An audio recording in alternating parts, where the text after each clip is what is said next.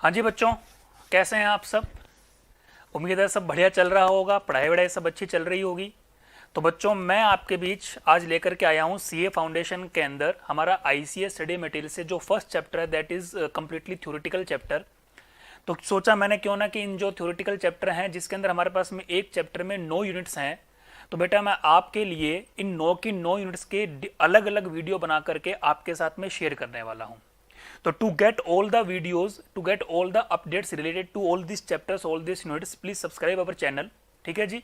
और बेल बजाना नहीं भूलिएगा, ठीक है। और ऑल पे जरूर क्लिक करिएगा ताकि आपको जो भी हमारे पास में छोटे छोटा वीडियो है, बड़े से बड़ा वीडियो है, जो भी अपडेट है, नोटिफिकेशन है, या जो भी हमारे पास में नए नए टॉपिक्स के वीडियो अपडेट हो तो हमारे चैनल पे आएंगे तो तुरंत आपको पता लग जाएगा। ठीक है जी। तो चलिए बेटा, आइए ज़्यादा समय ना वेस्ट करते हुए हम आपके साथ में शुरू करते हैं। लेट्स स्टार्ट विद द, सबसे पहले हम आपके साथ में शुरू करने जा रहे हैं बेटा आज फोर्थ यूनिट, जो कि हमारे पास में सीए फाउंडेशन का जो फर्स्ट चैप्टर है थ्योरेटिकल वाला आईसीएस स्टडी मटेरियल से, हम डायरेक्टली उसको वहां से पढ़ने जा रहे हैं। एंड दिस फर्स्ट चैप्टर जो है जिसकी 9 की 9 units is very very important बेटा। इस पूरे चैप्टर में से 10 नंबर के क्वेश्चन हमारे पास में एटलीस्ट आते ही आते हैं। वो ट्रू फॉल्स फॉर्म में आ सकते हैं, वो हमारे पास में जो है ट्रू फॉल्स फॉर्म में आ सकते हैं, या हमारे पास में कोई थ्योरेटिकल का क्वेश्चन बन करके आ सकता है, वो किसी भी फॉर्म में आ सकता है। तो we have to clear all these units. और ये वैसे भी बेटा बहुत फंडामेंटल है, बहुत बेसिक चीजें हैं, तो ये हमें वैसे भी पता होनी चाहिए। It also help us to another chapters to improve the basic fundamentals और to clear the concept as well. चलिए बच्चों शुरू करते हैं। तो हमारे पास में नाम है जी capital and revenue expenditure and receipts. तो हमें आपके साथ में बेटा डिस्कस करना है capital and revenue expenditures and receipts as well. तो हमारे पास में जितने भी एक्सपेंडिचर्स होते हैं, जितने भी रिसिप्ट्स होते हैं in accounting, we can categorise all of them in the two category. The one is capital in the nature and the another is the revenue in nature. Sir what is the requirement to categorise them, क्या reason क्या है कि इन दोनों को हम categorise करें। तो the only reason behind कि कैपिटल नेचर के जो आइटम्स होते हैं, फिर चाहे आइदर देयर आर एक्सपेंडिचर और इनकम्स, और जो रिवेन्यू नेचर के आइटम्स होते हैं, इन दोनों नेचर के आइटम्स का ट्रीटमेंट डिफरेंट डिफरेंट होता है। तो to get the true and fair view of the financial statement, financial statement बोले तो trading P&L and balance sheet. तो to get the true and fair view of all these financial statement, we have to follow the treatment as per the capital nature item as well revenue nature item। क्योंकि इन दोनों का treatment अलग अलग होता है, तो उसका सही से ट्रीटमेंट करने के लिए, क्योंकि कैपिटल नेचर के आइटम जो होते हैं वो बैलेंस शीट के द्वारा कवर किए जाते हैं, रिवेन्यू नेचर के जो आइटम होते हैं वो ट्रेडिंग और P&L के द्वारा कवर किए जाते हैं। तो to get the exact gross profit, to get the net profit, we have to tightly consider all the revenue nature item as per the treatment. और उसी तरह हमें बैलेंस शीट को ठीक से टैली करवाने के लिए और उनका ठीक से ट्रीटमेंट करने के लिए कैपिटल नेचर आइटम को रिकॉग्नाइज करना पड़ता है। तो रिवेन्यू नेचर और कैपिटल नेचर के आइटम को किस तरह से पहचाना जाता है, यही इस चैप्टर के साथ हम आपके साथ में सीख पाएंगे। तो आइए बच्चों स्टार्ट करते हैं। तो कैपिटल नेचर के अंदर पेमेंट होती है और कैपिटल नेचर के अंदर रिसिप्ट होती है, that means capital expenditure, capital receipts. Revenue nature के अंदर पेमेंट होती है, रिवेन्यू नेचर के अंदर रिसिप्ट्स होती है, रिवेन्यू एक्सपेंडिचर, रिवेन्यू रिसिप्ट। अब ये पहचानी कैसे जाती है, तो देखना जी मेरे साथ में सब बच्चे। सबसे पहले इंट्रोडक्शन जो मैंने आपको बोला वही बात यहाँ पे अंग्रेजी में लिखी गई है। Accounting aim in ascertaining and presenting the result of business for an accounting period. For ascertaining the periodical business result, the nature of transaction, underline the word nature of transaction, should be analyzed whether they are capital or revenue in the nature. The revenue expenses related to the operation of the business of an accounting period or revenue earned during the period, or the item of expenditure benefit of which do not extend beyond that period। सबसे पहली बात ये यहाँ पर इसमें क्या लिखा गया कि जो रिवेन्यू नेचर के आइटम होते हैं वो सारे खर्चे रिवेन्यू नेचर के माने जाते हैं जो बिजनेस को ऑपरेट करने के लिए जरूरी है, जो बिजनेस ऑपरेशन से रिलेटेड होते हैं। दूसरी बात, वो रिवेन्यू एक्सपेंडिचर सिर्फ उसी पीरियड से रिलेटेड होते हैं जिस साल के लिए हम फाइनेंशियल स्टेटमेंट बना रहे हैं, बोले तो for one financial year, let's say 2019-20। तो जो रिवेन्यू हम ले रहे हैं वो रिवेन्यू नेचर के एक्सपेंसेस को क्यों एक साल के लिए माना जाता है, क्योंकि हमने जो ट्रेडिंग और P&L बनाते समय जो रिवेन्यू लिया वो भी तो एक साल का ही लिया है, तो जो खर्चे लेंगे वो भी तो उसी रिवेन्यू से रिलेटेड खर्चे ही लेंगे। ऐसा तो नहीं हो सकता कि रिवेन्यू मैंने इस साल का लिया, खर्चे इस साल के भी ले लिए, अगले साल के भी ले लिए। How is it possible? Not possible. तो रिवेन्यू नेचर के आइटम जो होते हैं वो 1 साल के ही होते हैं, 1 साल से रिलेटेड होते हैं। दैट मीन्स मैं कह सकता हूं करंट ईयर्स के बिलोंगिंग्स होते हैं और उससे जो बेनिफिट होते हैं वो भी करंट ईयर से रिलेटेड होंगे। ऐसा रिवेन्यू एक्सपेंडिचर जिसके खर्चे जिसका बेनिफिट इस साल भी मिलेगा और आने वाले साल में भी मिलेगा। Will you please tell me that term is known as very good deferred revenue expenditure बेटा। डेफर्ड रेवेन्यू यानी कि एक तो होता है रेवेन्यू एक्सपेंडिचर, वो खर्चे जिसका बेनिफिट सिर्फ इस साल मिलेगा, वो खर्चे मैंने कि उसका बेनिफिट सिर्फ इस साल तक रिस्ट्रिक्टेड है। बट वो खर्चे जो रेवेन्यू नेचर है बट उसका बेनिफिट इस साल भी मिलेगा, आने वाले साल में मिलेगा, उससे भी आने वाले साल में मिलेगा, तो those revenue expenditure known as deferred revenue expenditure. ठीक होगी जी बात। तो यहां तक हमने देखा जी रिवेन्यू नेचर। फिर कैपिटल एक्सपेंडिचर कौन से होते हैं? On the other hand generates enduring benefit and helps in revenue generation over more than one accounting period।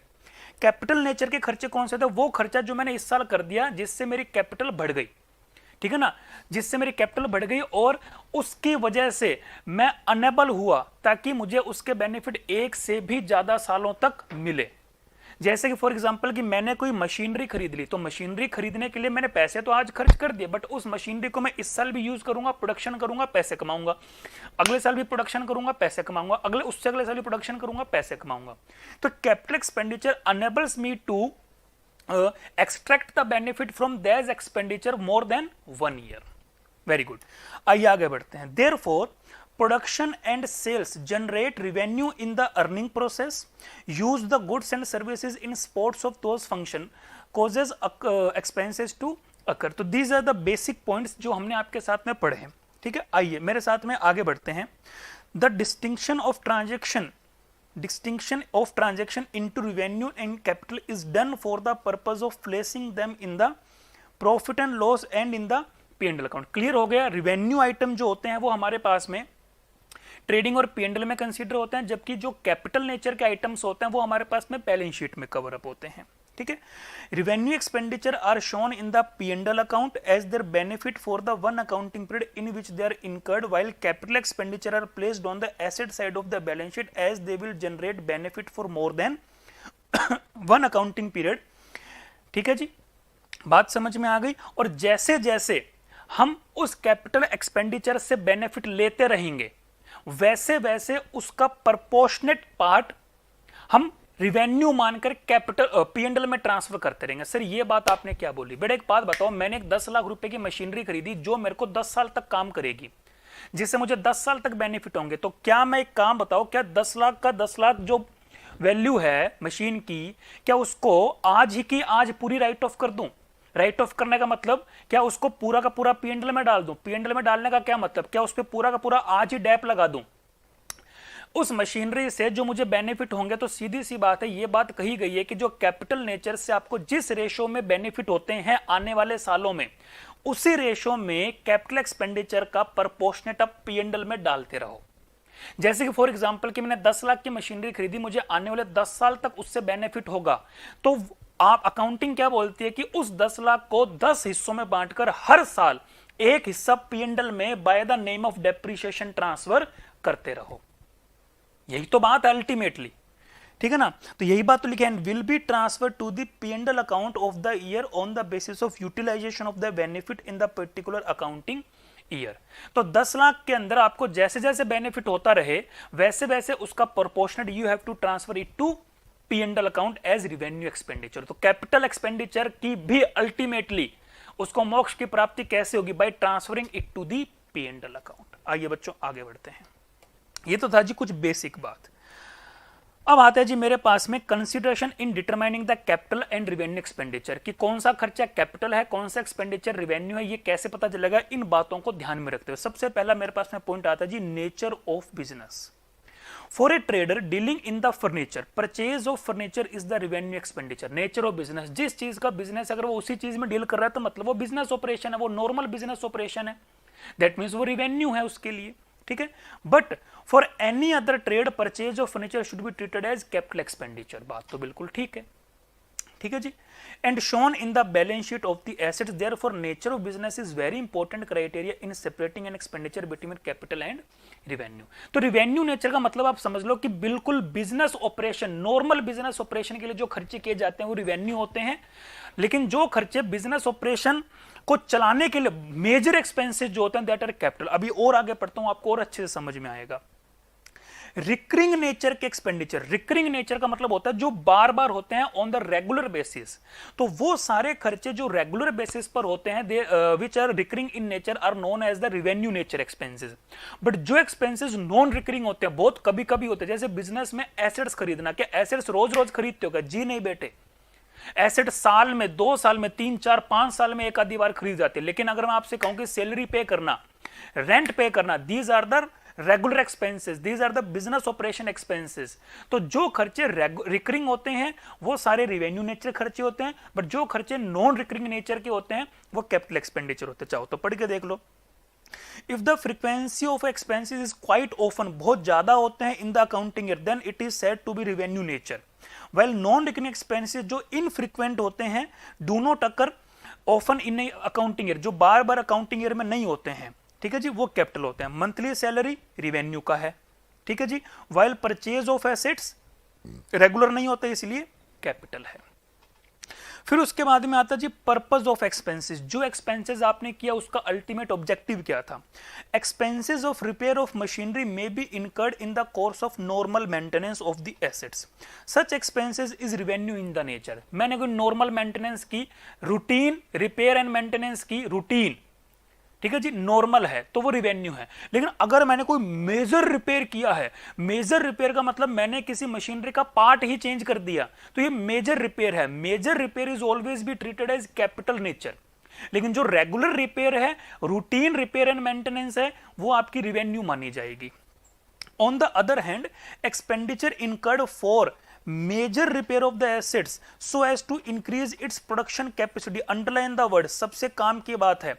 अगर कोई भी ऐसा खर्चा जिससे उस मशीन की कैपेसिटी इंक्रीज हो जाती है, यानी कि एक बात जरा सोच करके देखो, मैंने कोई खर्चा किया मशीन के ऊपर जो रेगुलर रिपेयर एंड मेंटेनेंस है, तो उससे उस मशीन की कैपेसिटी नहीं बढ़ेगी। बट जैसा कि मैंने आपसे कहा कि अगर मैंने उस मशीन का कोई पार्ट ही चेंज कर दिया, तो अगर अब मैंने नया पार्ट लगा दिया है तो machinery will work in more efficiently, और मोर एफिशिएंटली वर्क करेगी तो हो सकता है कि उसकी प्रोडक्शन कैपेसिटी बढ़ जाए। तो अगर प्रोडक्शन कैपेसिटी बढ़ जाती है उस मेजर रिपेयर से, then that expenditure will be treated as capital in nature. और क्योंकि मैंने उसको कैपिटल इन नेचर माना है, तो दैट एक्सपेंडिचर जो कि कैपिटल नेचर माना गया है वो उस एसेट्स की कॉस्ट में एड ऑन हो जाएगा, क्योंकि वो कैपिटल नेचर है, और कैपिटल नेचर है तो बैलेंस शीट के एसेट साइड में शो होगा।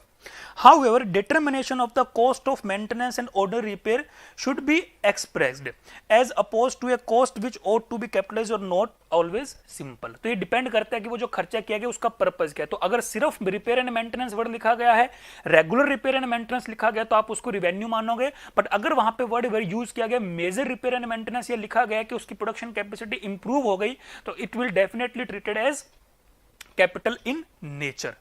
उसके बाद में आता है जी अगला point, effect of revenue generating capacity of the business. अगर उस खर्चे के करने से मेरे बिजनेस के रिवेन्यू जनरेटिंग कैपेसिटी पे इफेक्ट पड़ता है, तो बात वहीं पर आ गई बेटे। अगर इफेक्ट कैपेसिटी इंप्रूव होती है तो वो कैपिटल है, अगर कैपेसिटी पे कोई फर्क नहीं पड़ता, मैं जैसे पहले बिजनेस कर रहा था, जिस गति से जिस स्पीड से पहले पैसा कमा रहा था वही उसी हिसाब से कमा रहा हूं, तो रिवेन्यू नेचर। पढ़ के देख लो।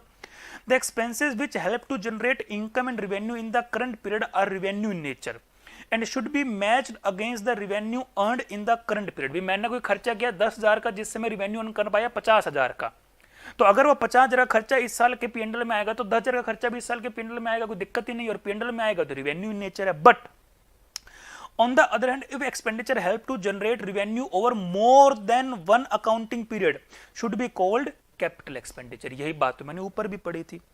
When expenditure on improvement and repair of the fixed assets is done, it has to charge to P&L account if expected future benefit from the fixed assets do not change। अगर fixed assets की efficiency पर, उसके benefit पर, उससे होने वाली income पर कोई फर्क नहीं पड़ा तो नहीं पड़ा, तो जैसे पहले काम कर रही थी वैसे अभी भी काम कर रही है, रिवेन्यू इन नेचर है। It will be included in the book value of the assets अगर एक्सपेक्टेड फ्यूचर बेनिफिट इंक्रीज होते हैं तो। उस खर्चे के करने से मुझे लगता है कि नहीं, मैं पहले अगर उस खर्चे के करने से पहले वो फिक्स असेट्स मेरे लिए 6 साल काम करती थी, लेकिन फिक्स उस पर खर्चा करने से वो 7 साल तक चलेगी, तो उस खर्चे को हम उसकी कॉस्ट में जोड़ करके कैपिटल मान लेंगे। मैटेरियलिटी ऑफ द अमाउंट इन्वॉल्व, एक बात डिपेंड करती है कि जो अमाउंट है उसकी वो कितना बड़ा है। अगर वो अमाउंट बहुत छोटा सा है, relative proportion of the amount involve another important consideration in distinct between the revenue and capital. Generally क्या होता है कि अगर अमाउंट बहुत छोटा सा है, बाकी जैसे कि मान लो कि कोई एसेट्स है जिसकी वैल्यू 1 करोड़ रुपए है और मैंने उस पर कोई 5,000 का खर्चा किया, तो कोई बहुत बड़ी बात है, there is not a material expenses revenue in nature. लेकिन अगर 1 करोड़ की मशीन के ऊपर मैंने 10 लाख रुपए का खर्चा किया, 20 लाख रुपए का खर्चा किया, तो दैट अमाउंट मैटर्स, और अगर वो अमाउंट मैटर करती है तो should be treated as capital in nature. तो this is how we can separate the expenditure in between capital और रिवेन्यू। तो मेरे पास में क्लासिफिकेशन निकल कर आए। सबसे पहले क्या निकल कर आया बेटे? नेचर, बिजनेस का नेचर क्या है। ठीक है जी, बिजनेस के नेचर में मैं किस चीज में डील कर रहा हूं, तो अगर वो मेरा रेगुलर गुड्स है तो वो रिवेन्यू है, अगर मेरा वो इरेगुलर गुड्स है तो हम उसको क्या मानेंगे? इरेगुलर गुड्स है तो रिवेन्यू मानेंगे, कैपिटल एक्सपेंडिचर। उसके बाद में recurring nature of expenditure, recurring nature क्या तो रिवेन्यू है, नॉन रिकरिंग है तो कैपिटल है। पर्पस ऑफ द एक्सपेंसेस क्या है, एक्सपेंसेस का पर्पस क्या, अगर उससे प्रोडक्शन कैपेसिटी बढ़ती है तो कैपिटल है, अगर नहीं बढ़ती तो रिवेन्यू है। Effect of the revenue generating, अगर खर्चे करने से आने वाले सालों में बेनिफिट बढ़ते हैं तो कैपिटल, नहीं बढ़ते तो रिवेन्यू है। और अगर अमाउंट बहुत छोटा सा है तो रिवेन्यू है, बहुत बड़ा है तो capital. These are the some consideration.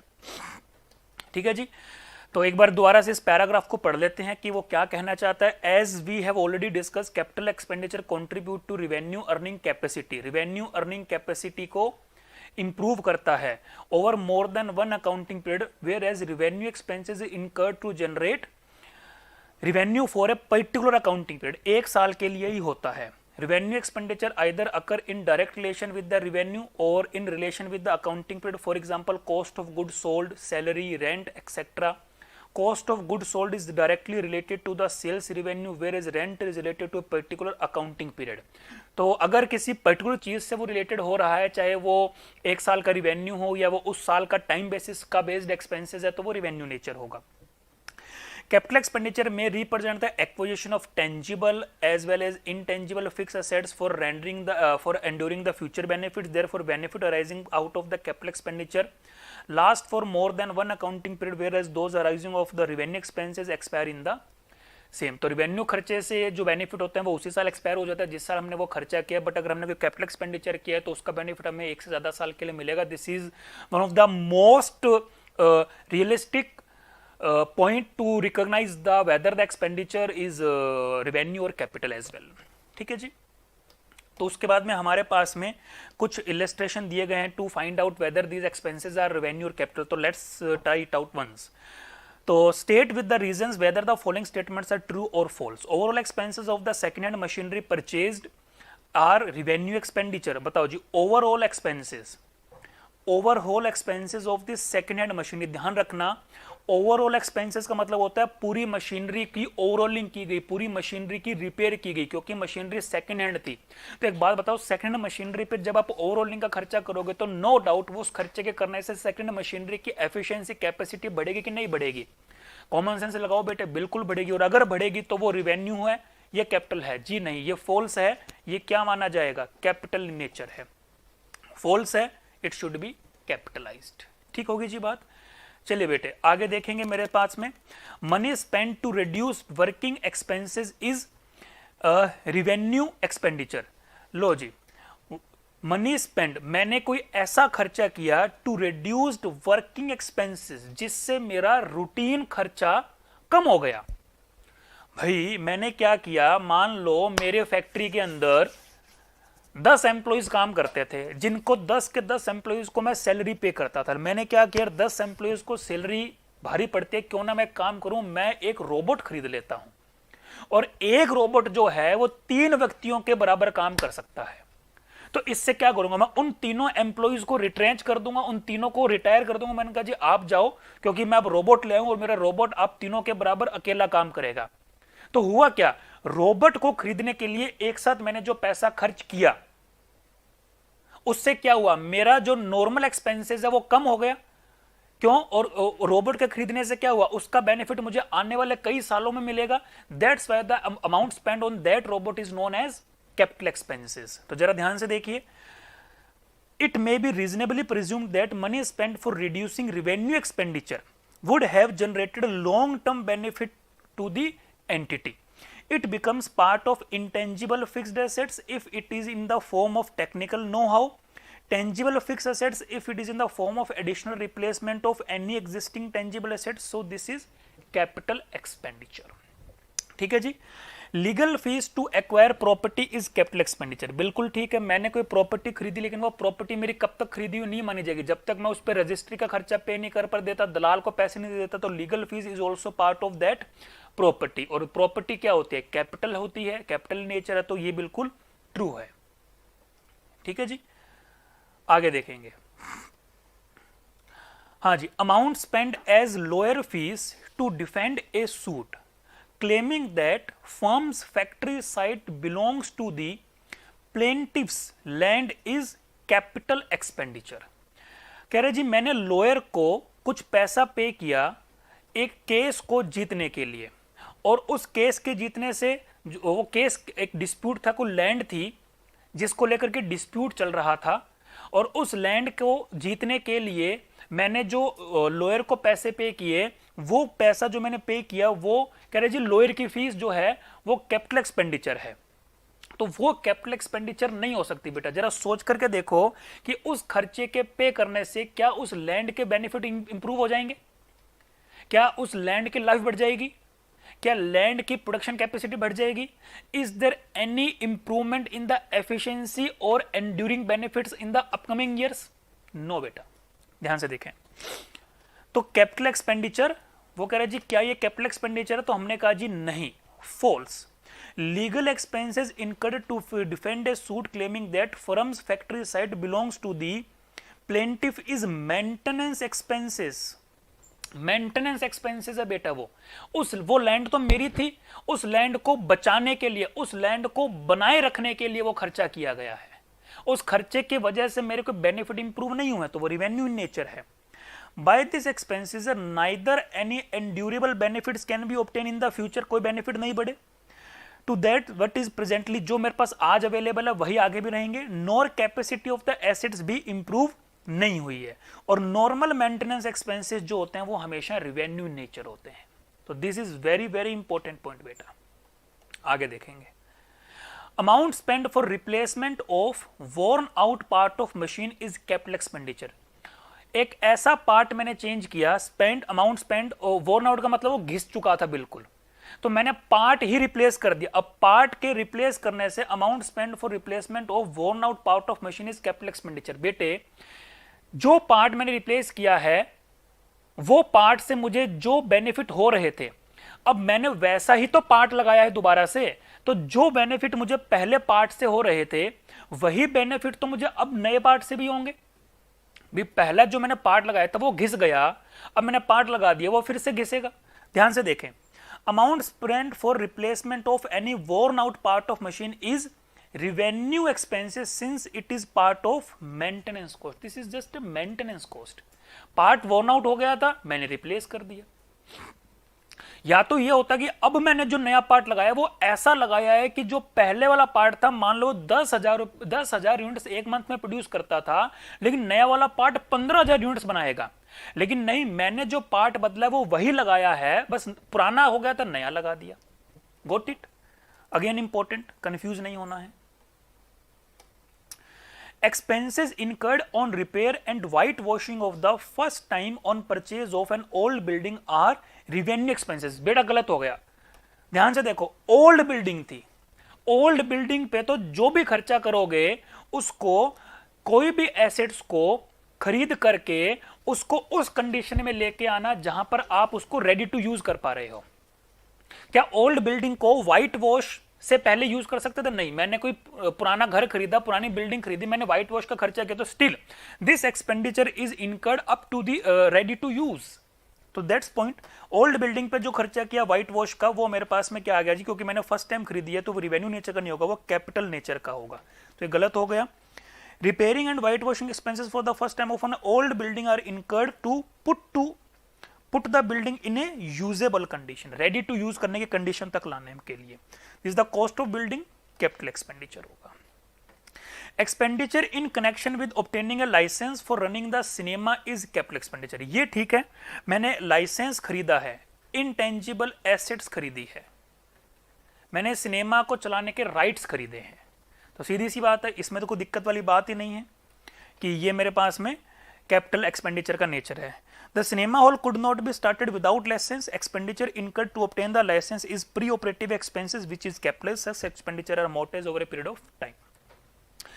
Amount spent for construction of temporary huts which were necessary for construction of cinema house and were demolished when the cinema house was ready is capital expenditure। बिल्कुल ठीक है बेटे, जो temporary huts बनाए गए, generally क्या होता है कि जब कोई बड़ा कंस्ट्रक्शन होता है तो उस बड़े कंस्ट्रक्शन से रिलेटेड सीमेंट, सरिया, ईंटें वींटें हम ऐसे बाहर नहीं रखते खुले में, हम टेम्परेरी हट्स बनाते हैं जहां पर जो काम का सामान होता है, कीमती सामान होता है, उनको हट्स में रख देते हैं।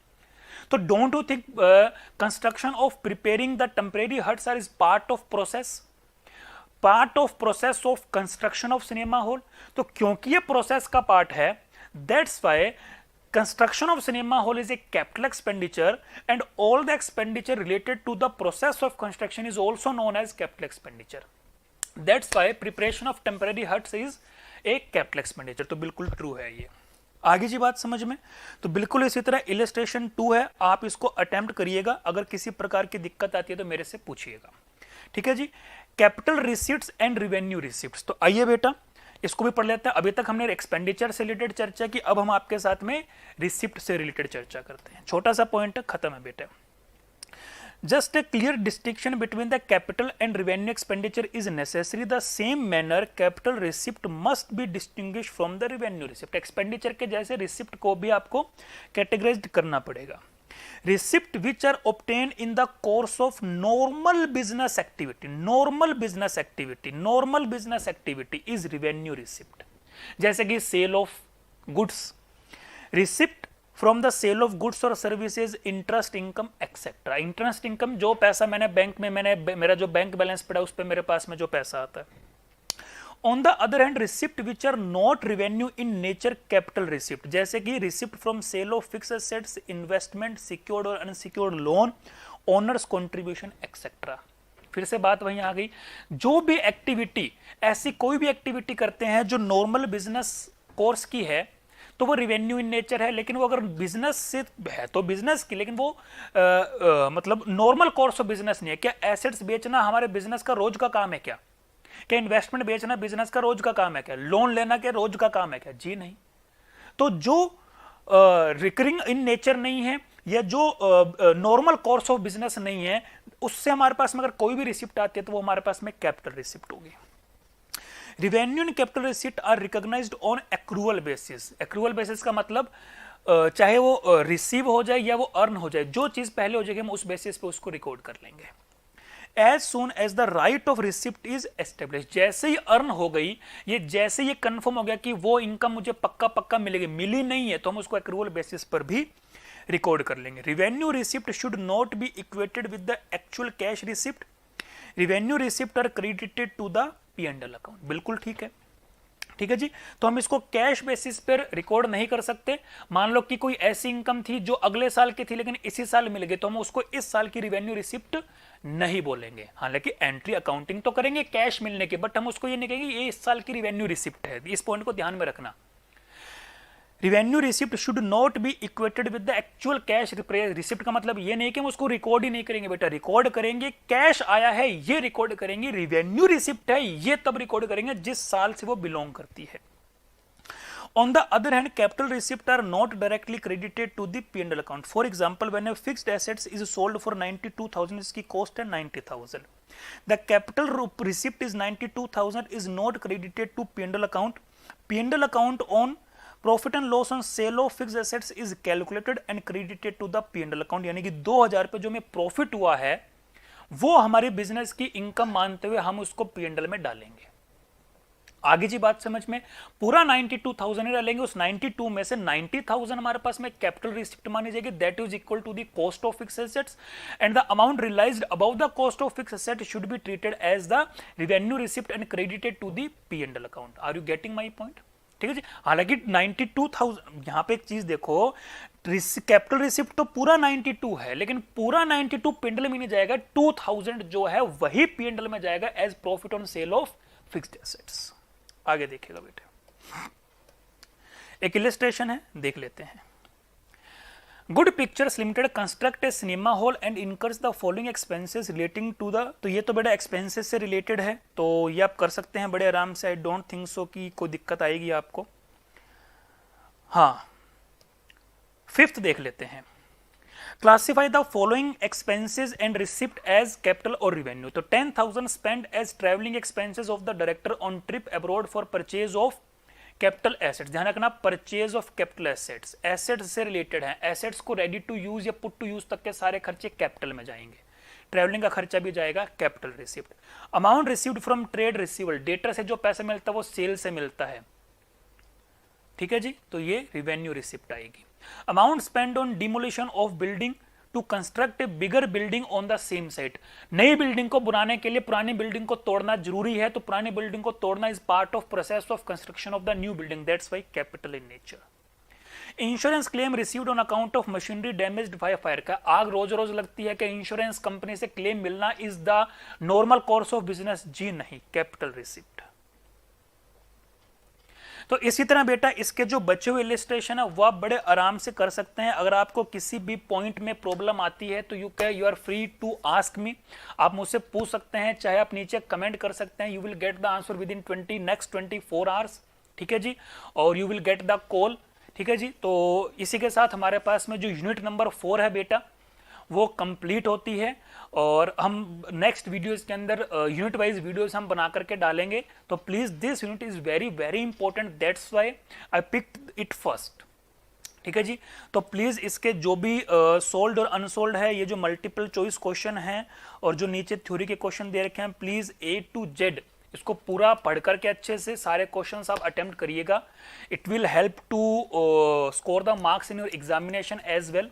Thank you so much, tata bye bye. बाकी की चर्चाएं करते हैं नेक्स्ट क्लास में।